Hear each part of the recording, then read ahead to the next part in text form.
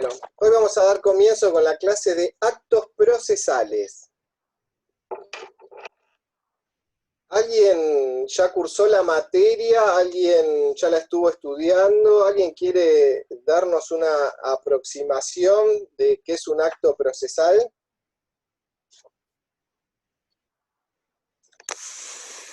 ¿Nadie? Bueno. Hola, Entonces, profe. ¿cómo Gabriel anda? habla. Daniel. Todo bien. Saludo a los compañeros. Yo estuve mirando, hay una breve definición breve, acá en el manual de Palacio. No sé Ajá, si ¿y qué quiere, viste? ¿Qué y te si llamó quiere la atención? comparto. No me vas a leer la hoja del manual. Decime qué te llamó la atención. ¿Sí? No, y a mí lo que me llamó la atención fue o sea, encontré la diferencia entre hechos procesales y actos procesales, por lo menos para mí. Lo Bien. que yo por ahí ¿Y cuál es la me quedó diferencia? más. Y que por ejemplo, los actos me emanan de la voluntad propia. Ajá, Son hechos voluntarios. sí, En cambio, el hecho puede transcurrir por mera paso del tiempo, de ejemplos, por ejemplo, por fallecimiento, incapacidad de alguna de las partes, los hechos que se producen en el proceso, ¿sí? tal cual. Hechos Sí. nuevos, nuevos hechos y hechos sobrevinientes. Ya los van a ver con el estimado Guille. Pero nosotros nos vamos a focalizar ahora solamente en los actos procesales, que como vos bien dijiste, en el manual de Palacios tenemos el concepto que son actos procesales, los hechos voluntarios efectuados ¿dónde? Dentro del proceso, ¿sí? Por eso son actos procesales, porque se realizan ¿dónde? Dentro del proceso. Ustedes tienen la definición de actos jurídicos, ya del derecho sustancial, ¿no? Todas las conductas que uno asume en su calidad de ciudadano, y todos esos actos que tienen consecuencias jurídicas transcurren en el mundo, en el exterior. En cambio, los actos procesales transcurren dentro de un proceso. Es decir, que nosotros vamos a llamar acto procesal a todo acto que se produzca dentro de un proceso. Por lo cual tiene que existir una demanda, tiene que existir una jurisdicción y una competencia abierta, y se tiene que haber dado este primer paso de la demanda, de los escritos constitutivos del proceso, para dar camino a este proceso en el cual ustedes van a realizar un montón de actos desde el comienzo hasta el fin, ¿sí? Bien.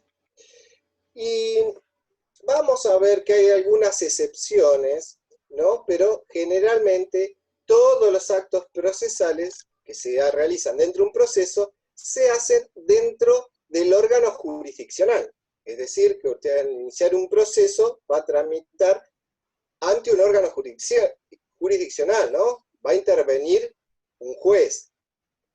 Ese juez, que será el director del proceso, será el encargado de regular los actos procesales emanados por las partes, y a su vez él también va a dictar actos procesales. Entonces aquí tenemos otra aproximación. ¿Quiénes pueden realizar actos procesales? Actos procesales pueden realizar entonces tanto las partes como los órganos jurisdiccionales a través del juez o sus auxiliares, ¿sí? Ya vamos a ver la figura del secretario, del auxiliar letrado. En Nación también tienen la figura del jefe administrativo, del auxiliar administrativo, ¿no? En provincia tenemos la figura en el Código Procesal, si ustedes lo leen, del oficial primero también, y porque con posterioridad se creó el cargo de oficial mayor, que tiene un rango superior al de oficial primero, pero el código, que desde 1968, quedó la figura del oficial primero. Entonces, todas estas partes, el órgano jurisdiccional, a través del juez y sus auxiliares letrados, son las encargadas de dictar actos procesales. Estos serían los sujetos, por decir, de los actos procesales, ¿no? ¿Qué elementos tienen los actos procesales? Uno serían los sujetos, que serían las partes, el órgano jurisdiccional, a través del juez, sus auxiliares, y también vamos a ver que pueden intervenir terceros interesados también. Entonces agregaríamos la figura de los terceros. Estos terceros están vinculados al proceso, ¿no? El tercero, todo aquel que está afuera, no, es el tercero que está vinculado al proceso, el que puede realizar un acto procesal. Una vez aclarado quiénes son los sujetos que pueden hacer los actos procesales, y que en la mayoría se llevan adentro del proceso, en la cabecera del órgano jurisdiccional, tenemos que ver qué tipo de actos pueden hacer estos sujetos, ¿no? ¿Qué actos pueden hacer? Tienen que hacer actos, ¿no?, que deben ser idóneos para el fin que se llevan adelante, ¿no? Siempre hablamos de idoneidad cuando hablamos de en los procesos, ¿eh? Los actos deben ser idóneos. ¿Qué quiere decir idóneos? Que pueden ser, que son aptos para cumplir el fin al cual está destinado, ¿sí? Ese sería un acto idóneo, aquel que sirve a los fines de cumplir el acto, ¿no?, procesal. Este acto procesal, a su vez, tiene que ser jurídicamente posible. O sea, si tenemos una norma de derecho sustancial o de derecho de forma que impide que un acto se lleve adelante o prohíbe que un acto se lleve adelante de esa forma, ahí vamos a chocar contra un impedimento. Entonces, este acto tiene que ser jurídicamente posible, o sea, no tiene que estar prohibido, ¿eh?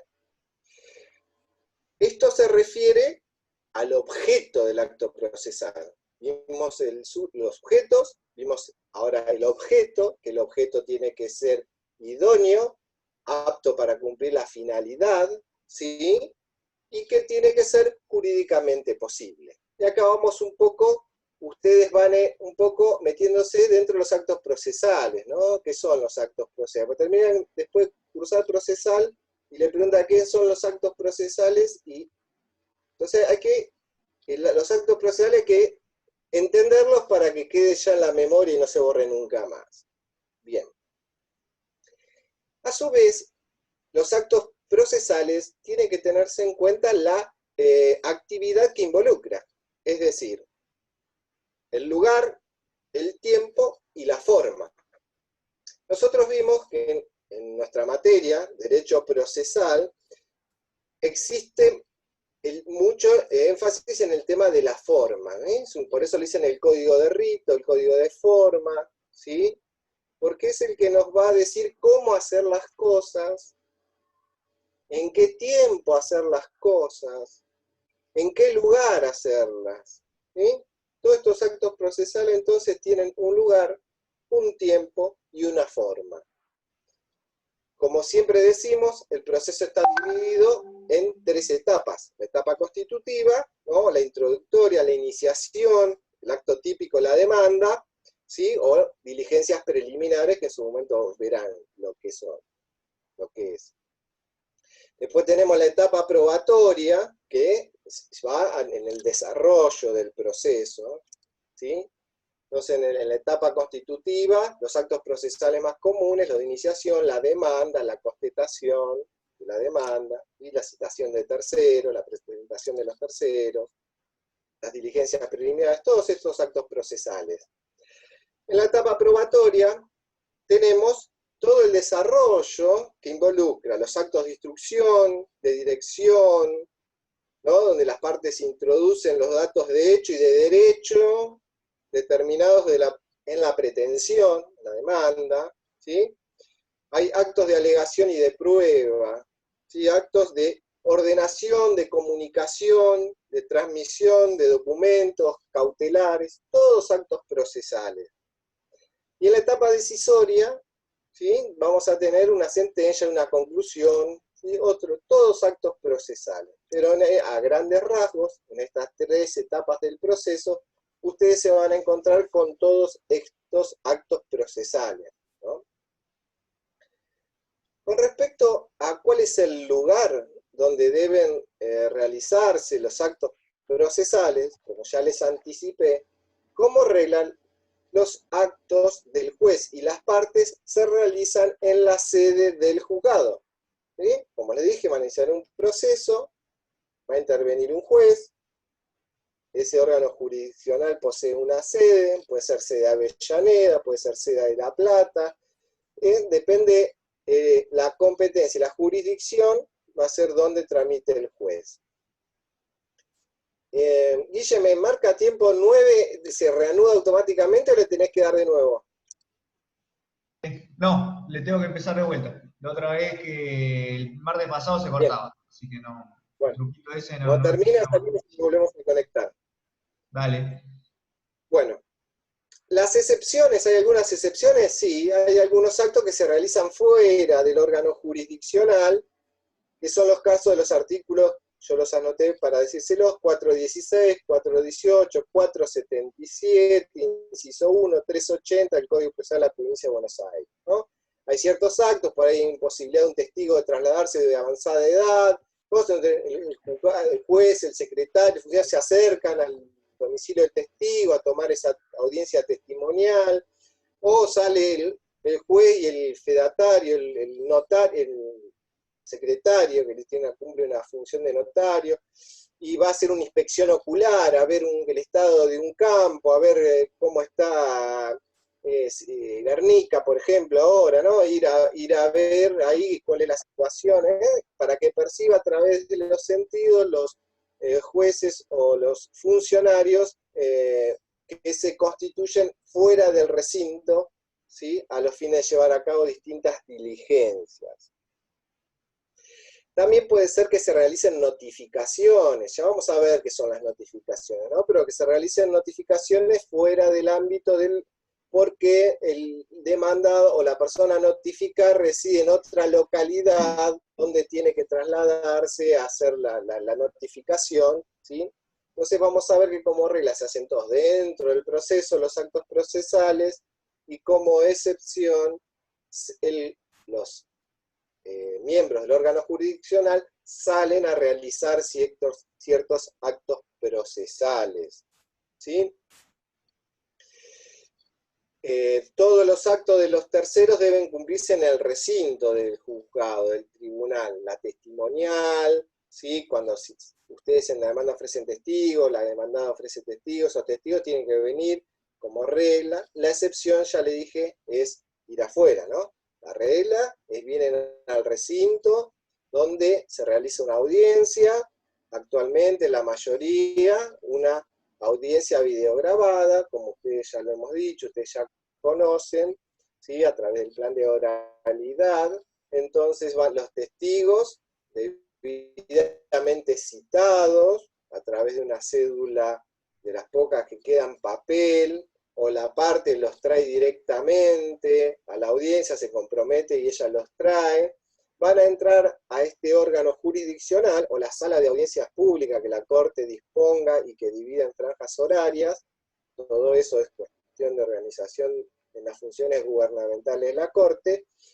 Se van a llevar ahí las audiencias videograbadas. Puede ser que no esté en el recinto del juzgado la sala de audiencia, ¿no? Porque la Corte no tiene máquinas de videograbación de audiencias en todos los órganos jurisdiccionales, sino, por ejemplo, en La Plata existen 2 o 3 salas de audiencias y los 25 juzgados se turnan para utilizarlas. Entonces puede ser que no tengan que ir al juzgado, sino que tengan que ir a esas salas de audiencia. Por eso nosotros decimos que si bien antes se traslada, ahora posiblemente no es en el recinto, pero sí es otorgado por la Corte, por lo cual se amplía el campo del recinto a las salas de audiencias que la Corte les otorga.